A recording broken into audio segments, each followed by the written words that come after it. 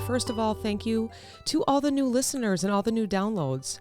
I just went to go look and there's hundreds of new people on a Sunday morning. Wow.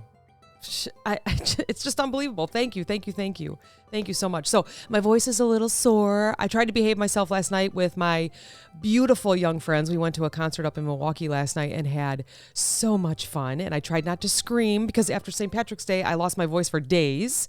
And then I wake up this morning, I'm like, ooh, my knee's a little bit and my back hurts. Maybe I wore the wrong shoes. Oh, welcome to 50. But my friends keep me young and I love it. Oh my gosh, it was so much fun. All right, off to the serious stuff. Let's talk about, you know what? I do want to say something really quick. So because I have all these new listeners and all these new downloads and oh my gosh, it's amazing. Thank you so much. I know a lot of people were interested in Cass's story. We'll have to do a follow-up with her this week and see how she's feeling and doing. She does talk about it on The Clopen Effect, our funny retail podcast. She talks about, it's called What's in Her Lunchbox. It's very interesting. It's kind of a follow-up to the one that we had here. So if you want to go listen, please go do that. It's so good. Her story is so good. It's so inspiring. We probably should do a follow-up here real soon on her story. And it's about, she just was diagnosed with diabetes about, I think it was like 6 weeks ago. Oh, please go listen to it. It's really good. And maybe it'll help someone that's listening.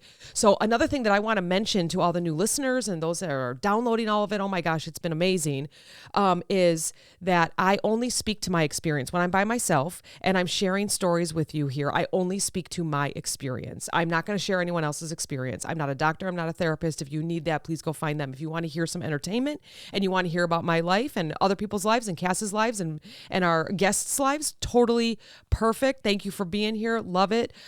We maybe share some solutions. We maybe share, something that you didn't think about or, that's kind of me too. And really the podcast is about never feeling like you're alone. There are other people going through things too. I don't ever want people to feel alone. And then we do a couple laughs too. You have a couple laughs. So thank you for being here. We just love sharing our own experiences. We do our own research. But please, if you need, if you feel like you are, like for me, I'm going through a little bit of depresso espresso. Oh my gosh. Depresso espresso, a little bit of winter blues. If you're feeling that way and you just don't feel like getting up, please seek out a life coach, a therapist, a doctor. Please do. All right. I want to talk about something that maybe some of us feel. And that's always being the best. Not just good, like good is not good enough or great is not great enough. You want to be at the very top. What's the next level? What's the next thing? Why is that not good enough? Why is that not great enough? That is me. Psychologically, this usually isn't just about ambition. It's a combination of a few different patterns working together. The first one that I have learned is something called conditional self-worth. This develops when growing up, approval or validation is tied to your performance. So instead of feeling like you're enough as you are, your brain learns that your value comes from what you achieve. You only get validation if you were amazing at something.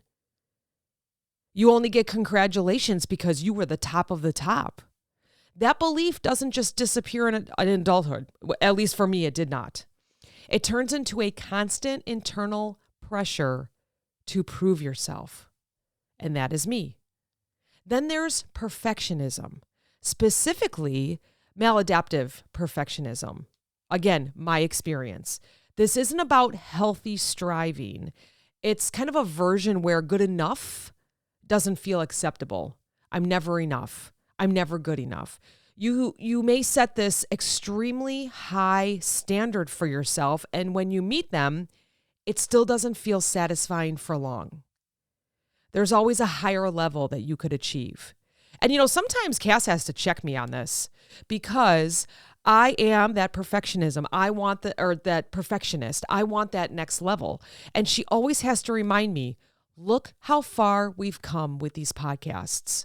I mean, she has been showing up almost every week for 5 years for the Clopen Effect so that we can entertain all of our followers and all of our listeners. That 5 years, not many podcasts last that long. Like I can look up the percentages of those and a lot of people say, you know what, I tried it. It was great. I'm done with it. Glad I did it. And that's it. For 5 years. That's a lot of hours of entertainment. And do you know, every week we have something new to talk about?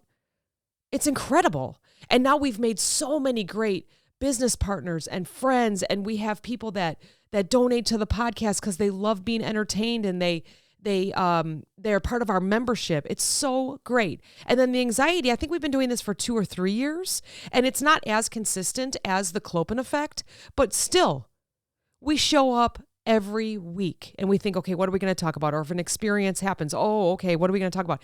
And again, my experience, Cass's experience, talking about perfectionism and how Cass has to check me because we have come a long way.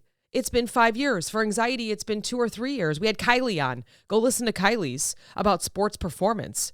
Unbelievable. That was our first one. She came in and we chatted, and it's unbelievable. So it also ties into something called maximizing behavior. Some people are satisfiers, meaning they're okay with a good option. Like, that was good. I am satisfied. Maximizers, I'm pointing at myself right now, want the best option available. Okay. So for example, I'm a runner. If there's a 50K race and they have a 5K, a 10K, a half marathon, a marathon, and a 50K, I am not settled with running anything less than the 50K because that's the highest mileage that they're offering. Even if running a half marathon, a marathon, a 5K, a 10K is a huge accomplishment for me, it creates this feeling of missing out that I didn't go the entire way. So I've ran very painful 50Ks in my life. It is my favorite. It's like 31 point something miles. I don't know. I just run until they tell me I'm done. I've ran a 100 miler in, I don't know, it wasn't sub 24 hours, but it was like 28 hours or something like that. And it was because I felt like I had to choose the highest mileage in the race. And that's actually why, besides some things I had happen in the running world, that is actually why I had to stop for a little bit. I was just breaking down my body so much because I wouldn't just be satisfied with a marathon, or I wasn't satisfied with a half marathon. I had to do the highest mileage. So I've taken a break and now I'm back, but I'm back because I want to do it. I want to have fun. I want to train for it. It's a different mindset. It's fantastic. So anyways, another layer is social comparison. As humans, we naturally compare ourselves to others. I mean, gosh, look at social media, right? I think it's ruined us all. But when you're always comparing yourself to the top performers, your standard keeps moving up. It keeps leveling up. So even when you're doing well, when you're doing great for yourself, maybe it doesn't feel like enough because you're measuring against the highest possible benchmark. Okay, so we have conditional self-worth, which you need approval or validation tied to performance. There's perfectionism, where you're not ever good enough. It doesn't feel acceptable. And there's something called maximizing behavior. And then there's also social comparison. So we got a few things going on here. There's also a cognitive pattern called all or nothing thinking. Again, back to the races. It's all or nothing for me. It's a 50K or it's nothing. It's a 100 mile or it's nothing. Like, I do not sign up for the race if it's not the highest mileage. That's when your brain simplifies things into extremes, this all or nothing thinking. Either you're the best or you're not good enough, or you did the most or you're not good enough. There's no middle ground. And that kind of thinking can create a lot of internal pressure and anxiety. Welcome to Anxiety Makes Me Poop. On top of that, there's biological piece. There's a biological piece. It's when you achieve something big, your brain releases this dopamine, which we know about, which reinforces the behavior. Over time, your brain starts craving bigger challenges to get the same reward. So naturally, you start reaching for higher, more leveling up, more extreme goals because you need a bigger release of dopamine. Is it all sounding kind of similar? You know, it could be for work too. There's also a strong connection to control. Being at the top can feel safer because it reduces uncertainty and judgment. If you're the best, there's less room for criticism. I'm putting that in quotes, right? So striving for the highest level can actually be your way, your brain's way of trying to manage anxiety. And finally, identity plays a role. When achievement becomes part of how you define yourself, not being the best doesn't just feel disappointing, it feels personal. It feels like it says something about who you are, not just what you did.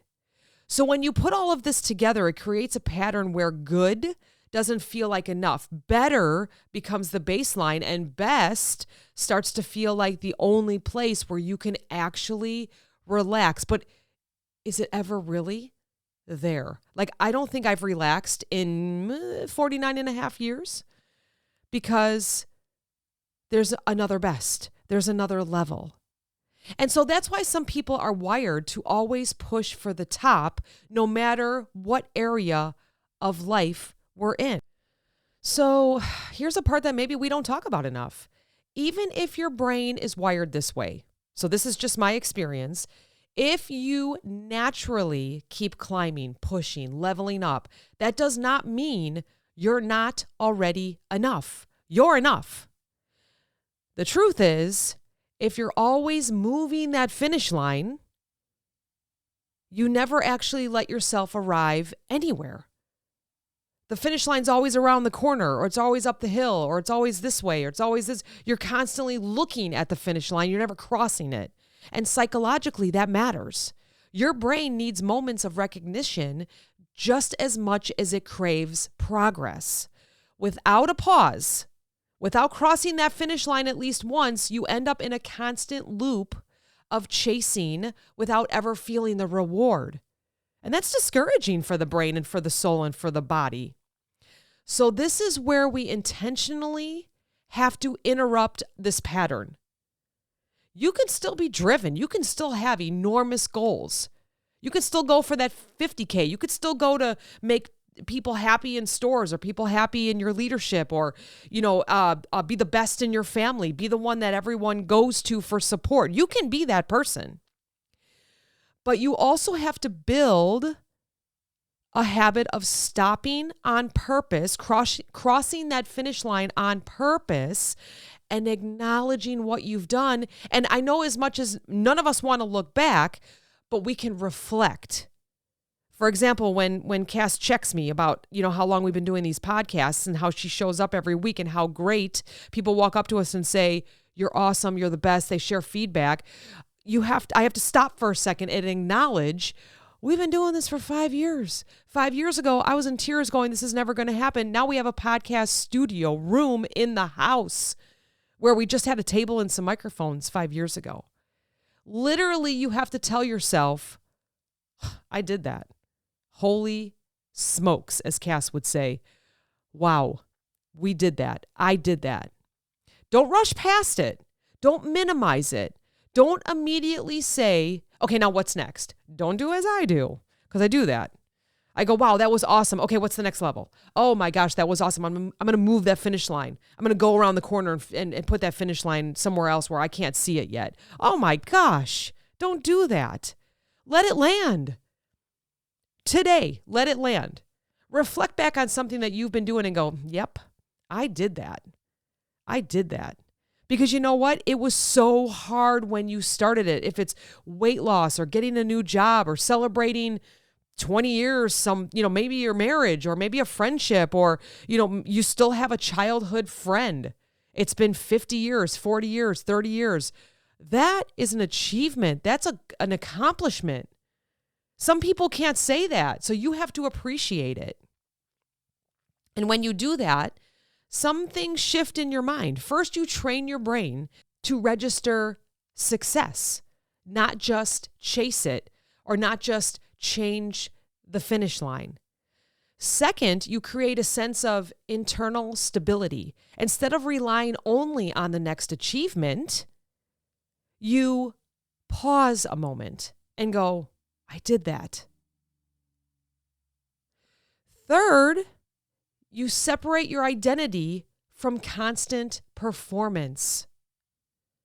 You're not only valuable when you're climbing, You're also valuable when you pause and when you celebrate. You're valuable 100% of the time, no matter what you're doing. And here's the key. Confidence doesn't actually come from always being the best. It comes from knowing you can recognize your own effort, your own growth, your wins, without needing them to be the absolute top in your mind. So if your brain is wired to keep going, it's okay. That can be strength, right? Like, okay, what's next? But add something to the pauses, to the levels.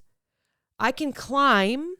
I can stand here for a second and be proud of myself. I can level up, but let me celebrate this for a minute. Look how far I've come.